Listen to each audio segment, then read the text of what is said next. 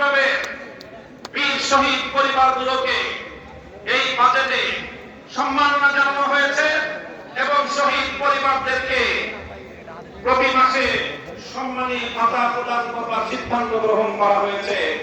এই সিদ্ধান্তকে আমি স্বাগত জানাই এবং সরকারকে সেজন্য ধন্যবাদ জানাই। তবে সেই সাথে বলতে চাই 2024-এর বিপ্লবের ভিত রচিত হয়েছিল 2013 সালের শাপলা চত্বরে। শাপলার বীর শহীদ পরিবারদেরকে একই সঙ্গে রাষ্ট্রীয় সম্মাননা এবং স্বীকৃতির জোর দাবি জানাচ্ছি। যদি আপনারা সেটা করতে ব্যর্থ হন তাহলে প্রমাণ হবে আপনারা প্রকৃত অর্থে ইসলাম, মুসলমান এবং মদিনার ইসলামের যে কথা বলেন ধোঁকাবাজি ছাড়া আর কিছুই নয়।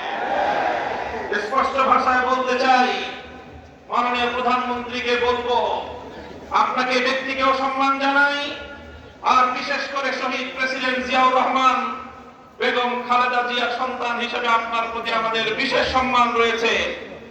আমরা সবিনয় অনুরোধ করব, বিভ্রান্তি সৃষ্টি করে ঘোলা পানিতে মাছ শিকার করবার শেখ হাসিনার রাজনীতি করবেন না। আপনি সুস্পষ্ট বিভ্রান্তি সৃষ্টি করছেন।